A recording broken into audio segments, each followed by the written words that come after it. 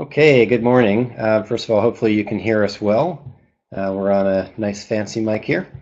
And so welcome. My name is Chad Medcroft. I'm Vice President of Products here at Lumeta, and I'm leading the product management, field applications, and training aspects of the product here.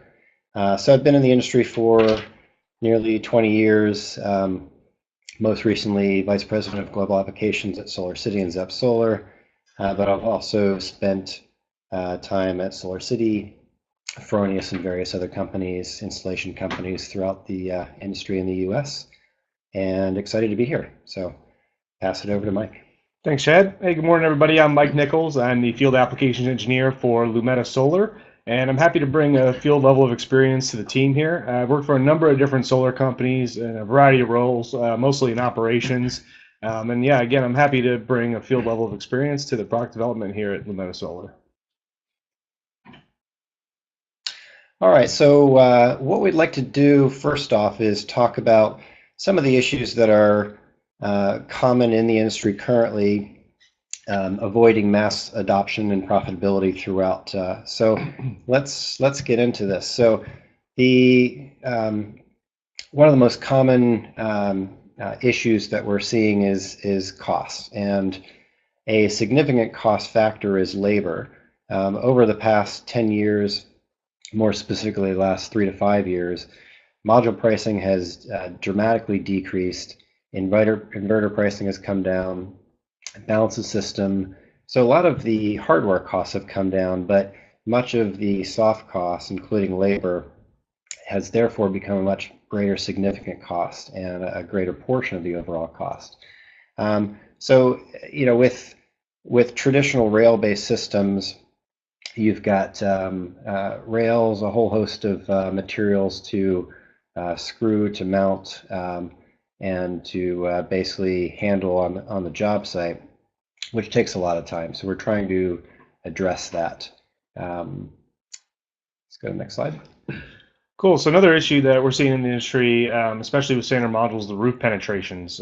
With most systems, you're at least putting dozens, if not hundreds, of penetrations in the roof surface in order to install the racking that you need to install the modules. Roof leaks, which those penetrations can lead to, they're not good for installers or homeowners. That's the bottom line. No one wants to deal with the cost or the headache of a roof leak. And on top of that, even if it wasn't your guy's fault, you did a perfectly clean job. Sometimes you get up on the roof and you get off, and customer had an old skylight or something like that. That might bust loose and start leaking. So having a product that has no penetrations in the roof, obviously makes that, it's a lot easier to make the point that it has nothing to do with you. But yeah, this roof penetrations is something that cause different issues with customers and installers. And I remember seeing a situation where an installer is installing pilot holes in a roof. The homeowner's down below. He's poking 11 holes, 12 holes to find a rafter. Not a good situation. Causing a lot of stress to the homeowner. So let alone that's when there's an attic, let alone if it's a open beam or a vaulted ceiling or something like that. You have situations where homeowners inside, and next thing you know, they're drilling through the ceiling of the room that they're in, or sealant dripping down through the open beam. So penetrations just lead to a number of different issues. Yeah. All right. Another issue is the large number of SKUs that you need to order and manage throughout the job. So at my previous role, I think I counted up to about 140 individual SKUs that needed to be managed and sorted throughout. Lots of parts. Yeah, lots of parts. So, what we're trying to do is find a way to manage that more efficiently, to eliminate where we can. So there's less time focused on managing and also going out and getting additional parts that you need to. Right. I mean, how many times have you or a worker on your crew had to go out, whether it's back to the shop or worst case, going to Home Depot even to spend money and buy just a nut and a bolt or a set of lags that you could have brought with you or that you don't even need? Yeah, I mean, if you're getting coffee and you're going to Home Depot, that's another thing, but still. It might be okay for them. But. Exactly.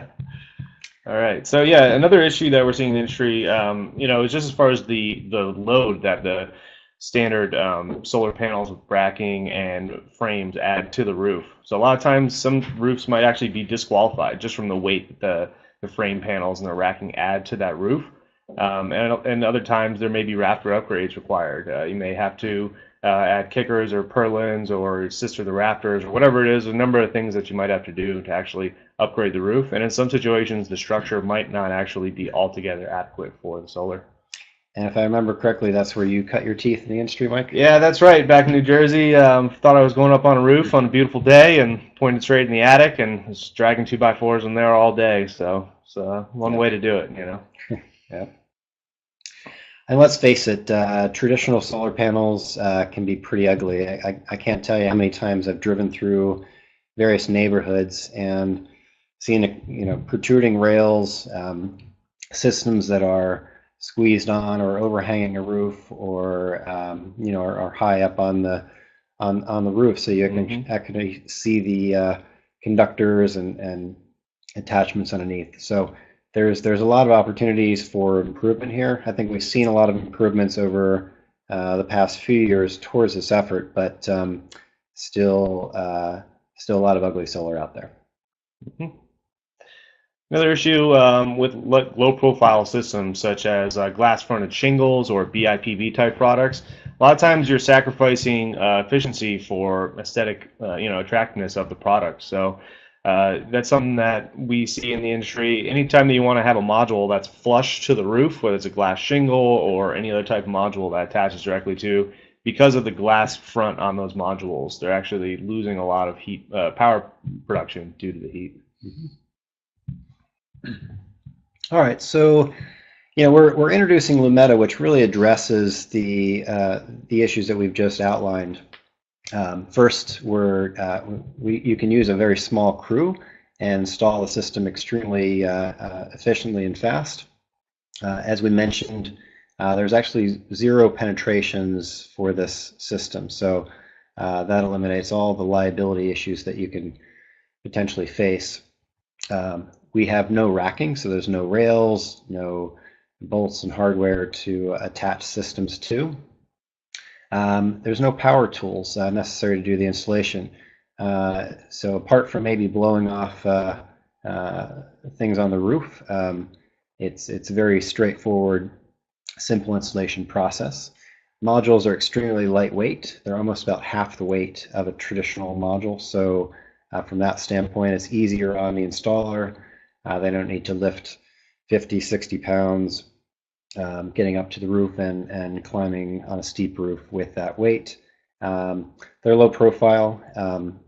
As you can see in this image, there's not the 3 to 5 inches underneath the module, so you can't see the wires or any additional hardware underneath there. Also, because of the way that we attach, they're inherently theft resistant as well.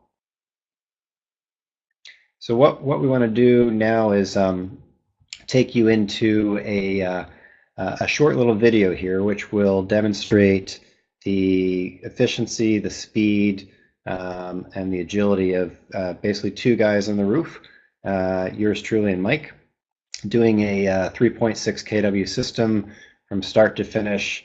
We literally start at layout, work through cleaning off the roof, prepping it, installing modules, and then landing on in a rapid shutdown box. So we'll play this, and then we'll talk through a little bit more detail of the installation process later through the slide deck. But enjoy.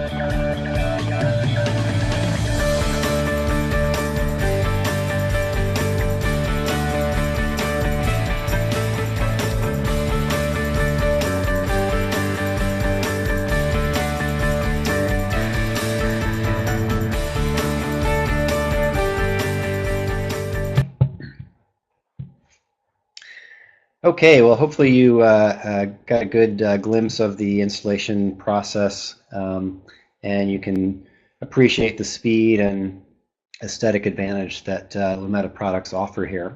So what we'll do next is go through a little bit about the history of the company, and then we'll talk more about the product specifically. So Lumeta was founded by two roofing experts, Brian and Tim, who've been in the roofing industry for over 35 years. They had a roofing contracting business that was very successful, have overseen over 500,000 installations. And as part of that, they were approached earlier in 2000 by a big box company who wanted to basically install solar but not have a lot of penetrations and have lighter weight modules. So they thought there's a need out there. Let's try to fill that. So they over a number of years they developed this product. We have a number of these modules in a much larger format for commercial flat roofs that were installed throughout Europe and the U.S. And we've got a long track record of great productivity over the years that they've been installed. More recently, in 2013. Lumeta was approached by the Department of Energy to participate and be part of the plug-and-play Sunshot program. So as part of that, they wanted to find a way to get under $1 per watt, and this is a few years ago when that was sort of pie in the sky. And in order to do that, they looked at ways that even homeowners can install these, or that they could literally just stick it onto a roof and make it completely installation agnostic and easy. So over a 3-year period, Lumeta worked with Fraunhofer to do extensive testing, every test imaginable in the industry, and then by the end of that, in 2015, Lumeta received a UL certification of a 40 and 42 watt module. So it's our LPP 185 module right now. And more recently, what we've worked on is developing a standard size module that would essentially replicate the traditional 60 and 72 cell modules out there. So our timing right now is in 2018, we're going to be launching with a 60 and 72 cell module, and we'll talk more details about that in just a moment.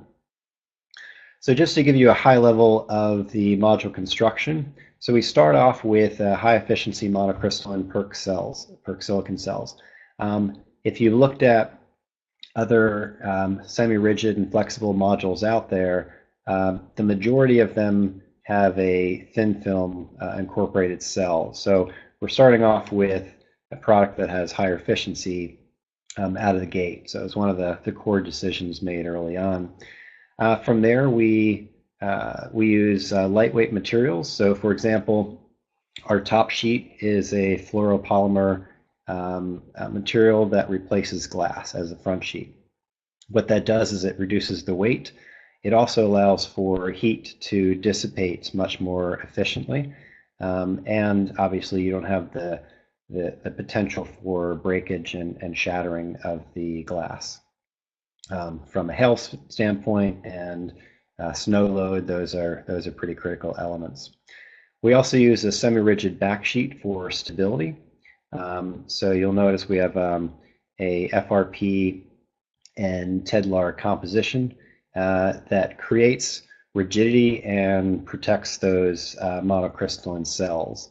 And then from there, we also use on the backside an adhesive that is adhesive that's been used in the roofing industry for well over 30 years, so it's proven, and that effectively attaches directly to a shingle or a tile roof membrane, and that creates your racking and your attachment method from the module to the roof. Our cell construction is very similar to standard modules in that we use a 4 and we'll transition eventually to a 5 bus bar construction, and also we have an EVA encapsulant, which is essentially doing the same thing that it is on a traditional module. It's keeping all the elements out and protecting that over time. And then lastly, we've got a synthetic edge seal, which replaces the need for a module frame. Okay, so now we'll move on to the specific modules that we're going to be offering. So yeah, this right here is our Lumeta Lynx 60. This is our 60-cell module with a power output of up to about 310 watts. And this module completely eliminates the need for racking altogether. So you don't need to install any L-feet racking, flashings, or any equipment grounding at all for these modules. You simply remove the release paper and stick them directly to the roof. They've been designed to be installed on both composition shingle roofs as well as tile roofs. And on a tile roof, use a foam insert to install the module to the foam insert and the foam insert to the tile. And yeah, we're really excited about this product. And again, completely eliminates the need for racking and is a much lighter weight product, but it's still 60 cell monocrystalline cells and putting out up to 310 power, about 310 watts power. And also you'll see that the way that the adhesive is being formulated, it allows for a little bit of airflow and water to flow underneath it, so it's not going to trap anything underneath the module as well. Right. And it can be installed in landscape or portrait with that adhesive. Yep. Exactly. So yeah, now we're going to talk about the Lynx 72, and this module is putting up out about 360 watts total power output.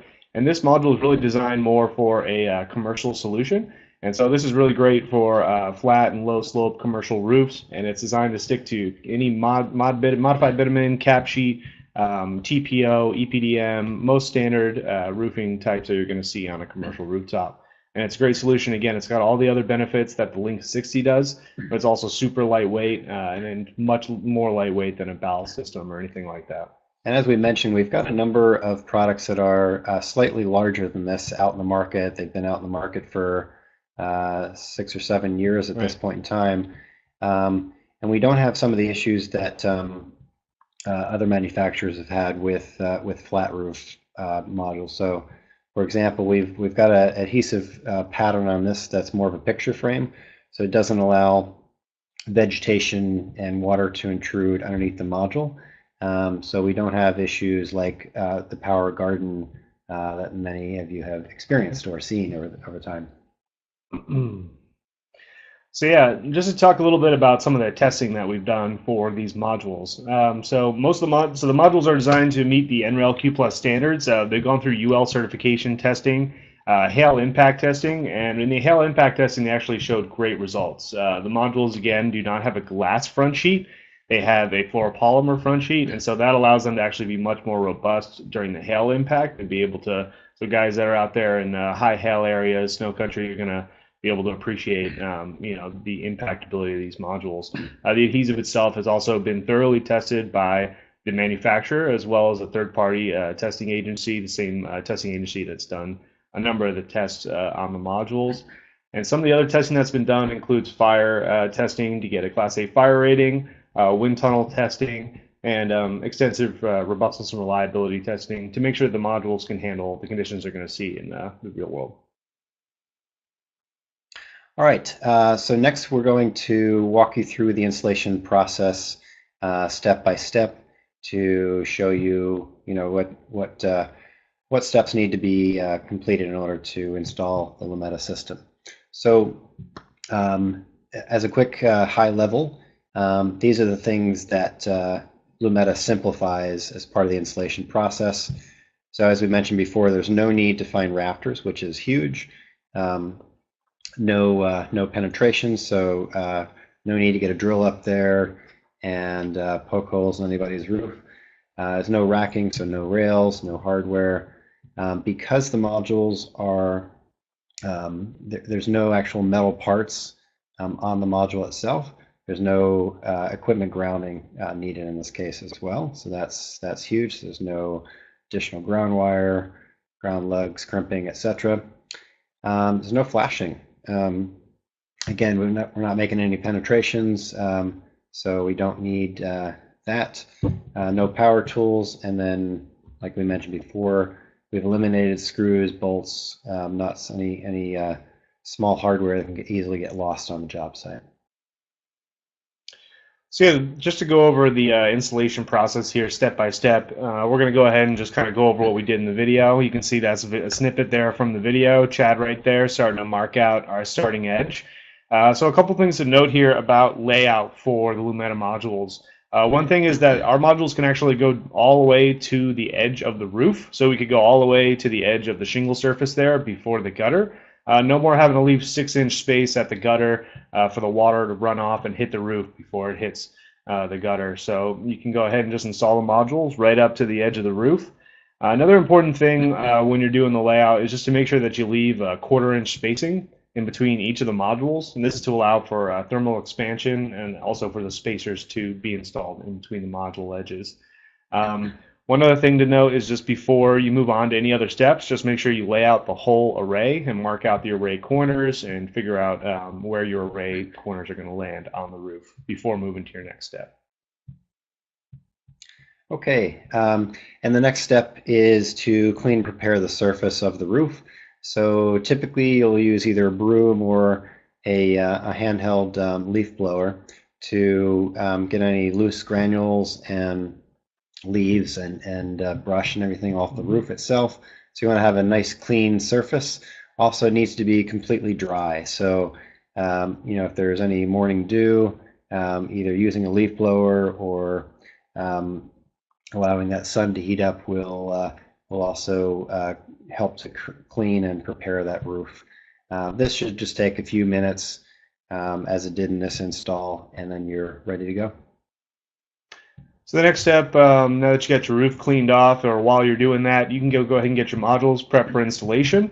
So you want to have them unloaded from your truck or whatever your situation is, get them staged by your ladder or somewhere where you can easily boost them to the roof.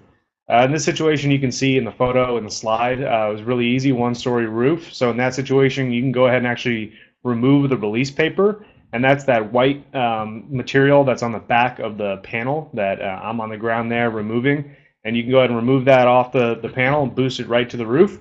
And then the installer on the roof is going to go ahead and lay that panel right into place. So anything that you can do to go ahead and get your modules prepped in place, good to go. And then we're also working on a solution for 2-story roofs as well for an OSHA compliant method for hoisting the modules to the roof so that they can be easily managed. Great.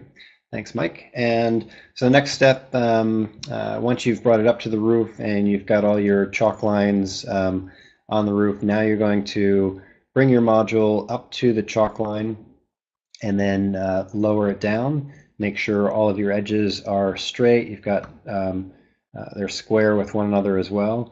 And then physically just lay the module down in place, making sure that with the release paper off, it's then aligned properly on the roof shingles and attached to the roof. So yeah, probably one of the most critical steps of the installation is making sure that you apply the proper amount of pressure over the module surface. You want to apply about 40 pounds per square foot evenly over the module surface, and you can do that using your hands, or in this video we're using a roller tool. We are working on developing a custom roller tool that will be ideal for this situation, for applying the proper amount of 40 pounds pressure on a pitched roof. It's just, we want to think of something that's safe and applies the proper amount of pressure. But we want to make sure that this is a very critical part of the installation. You're skipping all the hammering on the roof, finding rafters, drilling out, making penetrations. But the one thing is you want to make sure that you apply this pressure and don't skip this step. Great. And by the way, just as a quick aside, I see a lot of people are asking some really great questions. Keep them coming as they come to your mind, and we will address these at the end of the webinar. Great questions. So next step is basically to connect your modules once the row is completed. The way you do that is basically you're just connecting, using your MC connectors, connecting module to module. The wire trays that we have designed are extremely easy to manage the wires. There's plenty of space to route them through there and contain them. And then once you complete all the interconnections bringing your jumpers up from one row to the next. Then you're just going to actually, I'm probably jumping ahead, so I won't do that. Then you're going to pass the baton to your colleague, and he'll take the next one. Okay, so yeah, once you got all your adjacent modules connected,